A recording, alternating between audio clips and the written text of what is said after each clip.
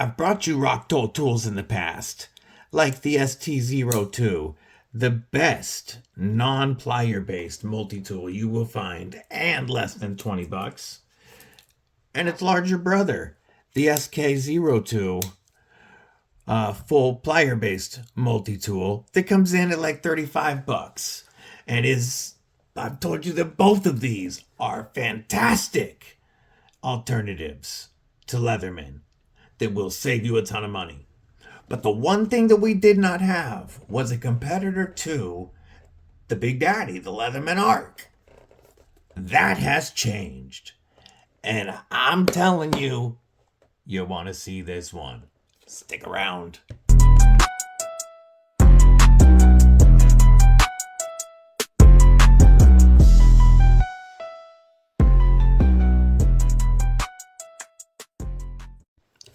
What's up, Kripple Krew? EDC with DBD, disabled but deadly, and I have not hidden my Rocktol fandom. The ST02 is by far my most used multi-tool this year, and when I want something with a little more capability, I don't hesitate to reach for its big brother, the SK02. I think that they are both awesome tools that I would recommend anybody add to their EDC, their pouch, their backpack, their junk drawer, whatever. Wherever you keep a multi-tool, a Rocktol should be in that drawer. But, they don't compete with the Leatherman ARC. The Leatherman ARC came out and they added MagnaCut. They added a MagnaCut blade to a really good tool set and decided to proceed to fleece everybody and charge $240 for that tool. And yes, it is American made with a lifetime warranty, but that doesn't mean it's a $240 tool. You're buying the name. But what could I couldn't really say that the 7CR blade on this was a great alternative to MagnaCut. Now, is it a great alternative to most other multi-tools, even a lot of the Leatherman's blade steels? Yes. 7CR is a great blade for 7CR is a great blade steel for a multi-tool. But what if you want something with more edge retention? Something that's definitely tough, still stainless, very, very corrosion resistant. But you want that extra blade retention without paying $240. That's when you reached for the Rocktol GenR. Now, for transparency, I have had this out of the packaging and I have already carried this for about a week, but I wanted to show you guys the unboxing experience. So you get your Rocktol box, you slide it out, and you are presented with the sheath. You have your user manual, which lays out how everything works and lists all your tools for you. If you want to pause that and take a look at it, you can. You get a pocket clip in case you would like to carry it in your pocket instead of the sheath, which I think is a fantastic addition. It was actually on the tool when it came, but I wanted to carry the tool in the sheath because of the extra goodies, so I took the pocket clip off. It's a nice pocket clip though, and it does go in and out of the pocket very well. I did try it in a couple of different pockets, and it went in and out very well. So, what's the hype? We've got a 27-in-1 multi-tool. They added a couple extra tools. To a couple more tools than what the Leatherman ARC has. We've got these really nice titanium plated stainless handles. They're stainless steel, but they're titanium plated, and they make everything feel good. We've got a nice tight looking package, but our claim to fame is the VG10 sheep's foot blade. VG10 used a lot in kitchen cutlery because it holds an edge very well, but is very corrosive, corrosion resistant. This is an awesome upgrade to your typical steels in a multi-tool. Does it have the same edge retention as MagnaCut? Not quite, but it's not far off. And when I tell you the price on this, you're gonna wonder why you would even consider the ARC. You can pick this up right now on Rocktol's site for $45.99 before you use code EDCwithDBD10 to knock it down to $40. So we have a gorgeous VG10 blade. Whoop. It does come nice and sharp from the factory. That was my fault, that last part. I hit the choil on the last part. But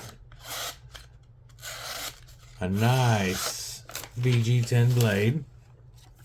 I like the shape of the blade for EDC. It's going to be very easy to get that tip down to use. And the way that it's lined up in this package, it actually feels pretty good in hand to use it. It does have a liner lock, and we're looking at like 100% lockup. You're not going to have this thing fail on you. And the lockup, it's very solid. We have a little bit of a choil here, and we do have an instant termination to the plunge grind. So that will help. You normally don't even see any choil in a multi-tool, but you could definitely widen that and make that a little deeper if you wanted to as you were sharpening this. We have a nice satin blade with the flat grind and decently slicey geometry for a multi-tool. We also have very nice plier head here.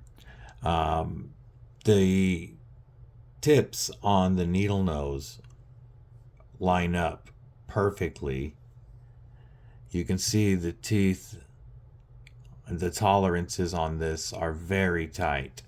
And then we have removable cutters. So you've got your needle nose, your standard pliers, your soft and hard wire cutters, and then you've got crimping pliers back in here. On this side, we have a full-size driver. And that driver does it, the way it lines up, it does this being a narrower package than some of the other multi-tools makes that pretty comfortable to use. It does lock, rock solid lockup. This has a double-sided bit in it, and it does hold it very well, but this will hold regular bits even without the ball detent. And it comes with this little bit kit. And we've got a few different flatheads. We have a precision, a smaller Phillips, not precision, but a smaller Phillips. And then we have a T10 and a T15. There's my one complaint. They should have included a T6, T8 for knife takedown. I will. Let's see something.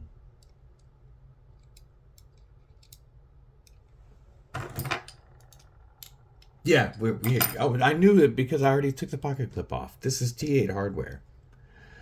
So I do think that a T6, T8 should be included, but you can swap any of these out for your own bits. This will hold single-sided or double-sided bits. And then it just rides in here in the top and the back of the pouch. And it goes down, oh no, it goes down this way. And that's how it slides in. And it stops right there because it's closed at the bottom. So you don't have to like dig for it.